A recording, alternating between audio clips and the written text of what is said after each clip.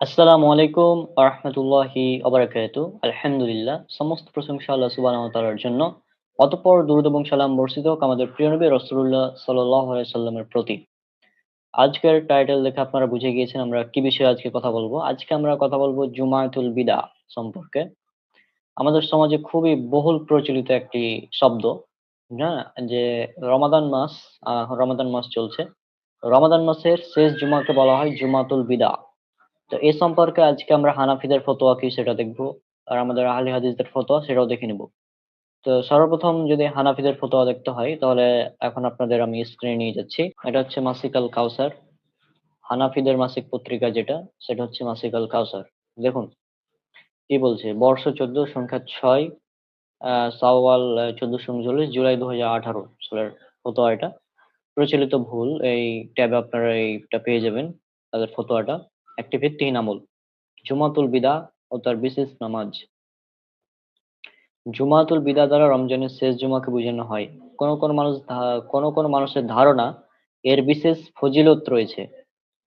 তারা এই জুমাকে খুব গুরুত্ব দেয় এবং একে শরীয়ত নির্দেশিত ফজিলতপূর্ণ দিবস বা রজনীর অন্তর্ভুক্ত মনে করে। ফলে তারা এই জুমা আদায়ের জন্য পারতপক্ষে এলাকার সবচেয়ে বড় মসজিদে গমন করে।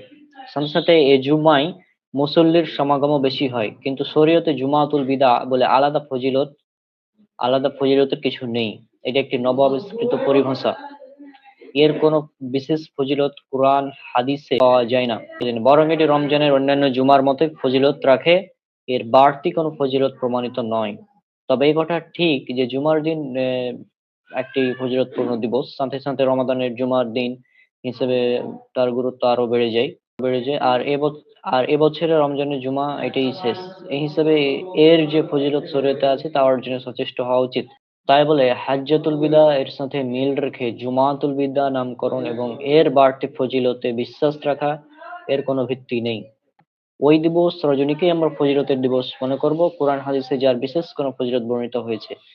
সাথে সাথে কিছু মানুষের মাঝে রমজানের শেষ জুমা কেন্দ্রিক আরেকটি মন গড়া আমলের প্রচলন রয়েছে, তাহলে এদিন নাকি বিশেষ পদ্ধতিতে 4 রাকাত নামাজ আদায় করলে সারা জীবনের কাজা নামাজের কাফফারা হবে। এ বর্ণনা ও আমল সবই জাল ও বাতিল।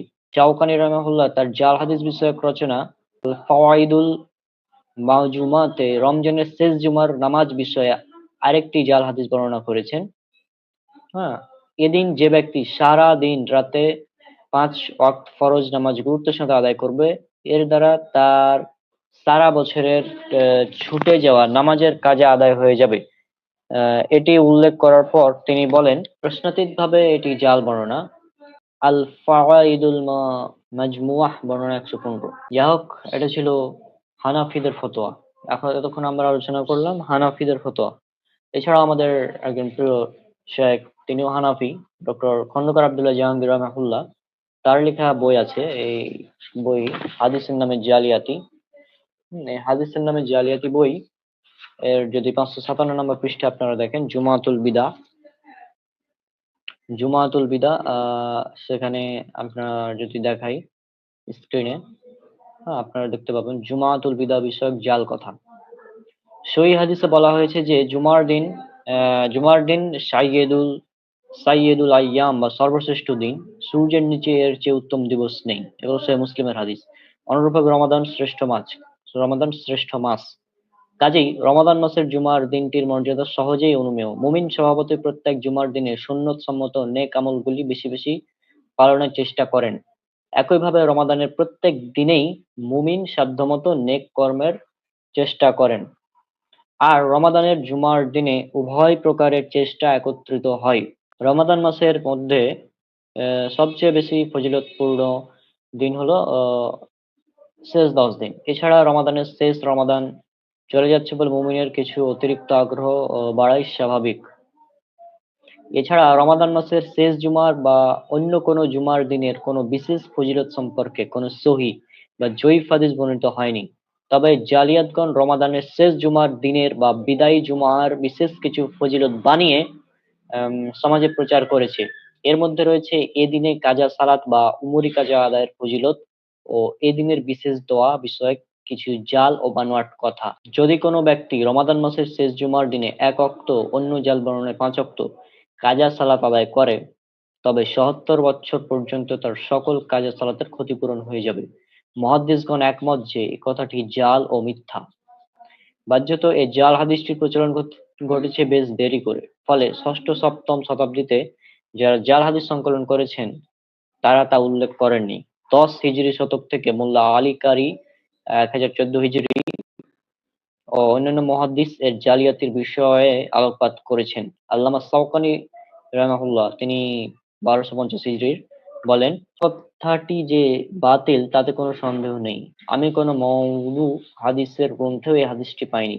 কিন্তু আমাদের যুগে আমাদের সানআ ইয়েমেনের রাজধানী শহরে অনেক ফকিহ ও ফিকহ অধ্যয়নকারীর মধ্যে তা প্রসিদ্ধি লাভ করেছে। এদের অনেকেই এর উপর আমল করে। জানি না কে এ জাল কথাটি বানিয়েছে। আল্লাহ মিথ্যাবাদীদের অপমানিত করুন। কোন কোন আলিম জনশ্রুতির উপর নির্ভর করে জাল ও ভিত্তিহীন কথাটি তাদের গ্রন্থে লিখেছেন। সপ্তম অষ্টম হিজরি শতকের প্রসিদ্ধ ফকিহ আল্লামা হিসামউদ্দিন হুসাইন ইবনে আলী সাগনাকি ৭১০ হিজরি হেদায়ার ব্যাখ্যা নিহায়া গ্রন্থে এ কথাটিকে হাদিস হিসেবে উল্লেখ করেছেন। আর নিহায়া হেদায়ার অন্যতম ব্যাখ্যা গ্রন্থ। পরবর্তীতে ব্যাখ্যাকারগণ এই গ্রন্থের উপর নির্ভর করেছেন। ফলে হেদায়ার পরবর্তী অনেক ব্যাখ্যাকার এই জাল কথাটি হাদিস হিসেবে লিখেছেন। অনেক সময় বড় আলিমদের প্রতি মানুষের ভক্তি ও শ্রদ্ধা তাদের সকল কথা নির্বিচারে গ্রহণ করার প্রবণতা তৈরি করে। তাদের গ্রন্থে এ হাদিস উদ্ধৃত থাকাতে অনেক সাধারণ মানুষ এ জাল কথা এ জাল কথাটিকে সঠিক বলে মনে করতে পারেন। এজন্য মোল্লা আলী কারি বলেন, এ কথাটি নিঃসন্দেহে বাতিল, কারণ এ কথাটি মুসলিম উম্মাহর ঐক্যমতের বিরোধী। মুসলিম উম্মাহ একমত যে কোনো একটি ইবাদত কখনোই অনেক বছরের পরিত্যক্ত ইবাদতের স্থলাভিষিক্ত হতে পারে না বা ক্ষতিপূরণ করতে পারে না। এরপর নেহায়ার রচয়িতা এবং হেদায়ার অন্যান্য ব্যাখ্যাকারের উদ্ধৃতির কোনো মূল্য নেই, কারণ তারা মুহাদ্দিস ছিলেন না এবং তারা কোনো হাদিস গ্রন্থের উদ্ধৃতি দিয়েও এ হাদিসটি উল্লেখ করেননি। আল্লামা কারি হানাফি মাযহাবের প্রসিদ্ধ ফকিহ। রাসূলুল্লাহ সাল্লাল্লাহু আলাইহি সাল্লামের পবিত্র আঙিনাকে মিথ্যার নাপাকি থেকে পবিত্র রাখা বিষয়ে তিনি আপোসহীন। মাযহাবের প্রসিদ্ধ ইমাম ও আলিমদের প্রতি গভীর শ্রদ্ধা ও ভালোবাসা তাকে আপোসের পথে পরিচালিত করতে পারেনি। অনেক আপোসকামী আলিমের মতো তিনি বলতে পারতেন, হয়তো কোনো হাদিসের বইয়ে হাদিসটি ছিল, এত বড় আলিম যখন বলেছেন হয়তো এর কোনো সূত্র ছিল। এরূপ বিভিন্ন হয়তো দিয়ে কথা তিনি কাটাতে পারতেন।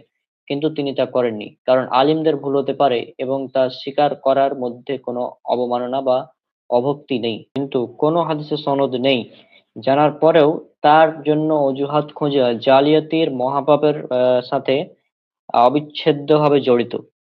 আর এজন্যই মোল্লা আলী কারির এ কথার টিকায় বর্তমান যুগের অন্যতম শ্রেষ্ঠ মুহাদ্দিস ও হানাফি ফকিহ আল্লামা আব্দুল ফাত্তাহ আবু গুদ্দাহ বলেন, অত্যন্ত ভালো কথা বলেছেন, অত্যন্ত ভালো কথা বলেছেন। রাসূলুল্লাহ সাল্লাল্লাহু আলাইহি সাল্লাম হাদিসের পক্ষ থেকে আল্লাহ আপনাকে উত্তম পুরস্কার দান করুন। তো এটা ছিল আমাদের ডক্টর খন্দকার আব্দুল্লাহ জাহাঙ্গীর রাহিমাহুল্লাহর বই হাদিসের নামে জিয়ারিয়াতি বইয়ের ৫৫৭ এবং ৫৫৮ নম্বর পৃষ্ঠা থেকে কিছু কথা। আশা করছি আপনারা বুঝতে পেরেছেন যে জুমাতুল বিদা এটি সম্পূর্ণ ভিত্তিহীন বানোয়াট এবং নবাবিষ্কৃত একটি কথা। আর যদি কোনো ব্যক্তি মনে করে যে জুমাতুল বিদাতে বিশেষ কোনো ফজিলত রয়েছে তাহলে সেটা বিদাত হয়ে যাবে। হ্যাঁ? আর এখন আমাদের মাসিক তাহরিকের ফতোয়া আপনাদের দেখাই। জুমাতুল বিদা কাকে বলে, এর ফজিলত কি, দলিল ভিত্তিক জানিয়ে বাধিত করিবেন।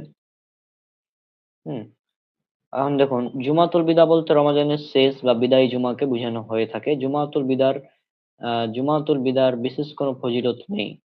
একটি জাল হাদিসে এসেছে, যে ব্যক্তি রমজান মাসে জুমার দিনে এবং রাতে ৫ ওয়াক্ত ফরজ সালাত আদায় করবে তা তার পুরা বছরের সালাতের ত্রুটি মুক্ত করবে, পূর্ণ করে দেবে। এরূপ অপর বর্ণনায় এসেছে, রমজান মাসের শেষ জুমার ৫ ওয়াক্ত ফরজ সালাত যে আদায় করবে তার জীবনে ৭০ বছরের কাজের সালাতের জন্য যথেষ্ট হবে। মৌজিয়াতুল কুবরা আব্দুল্লাহ লাখনবী। হুম, তো এগুলো হচ্ছে ফতোয়া, এর ভিত্তিহীন কথা একদম। বিশেষ কোনো ফজিলত নেই। এগুলো সব বানোয়াট, ভিত্তিহীন এবং এক কথায় হাস্যকর কথা। তো আশা করছি আপনারা বুঝতে পেরেছেন যে জুমাতুল বিদা বা এই ধরনের কোনো বিশেষ ফজিলত নেই। এই জুমার শেষ জুমার যে ফজিলত মানুষ প্রচার করে। আর আমি কিন্তু প্রথমে হানাফিদের ফতোয়া দেখালাম। এটা কিন্তু হানাফিদের ফতোয়া, আমাদের ফতোয়া না। হানাফিরা বলছে এটা জাল, একটা ভিত্তিহীন কথা। এই জুমাতুল বিদা এই কথাটাই ভিত্তিহীন এক কথায়। আশা করছি আপনারা বিষয়গুলো বুঝতে পেরেছেন।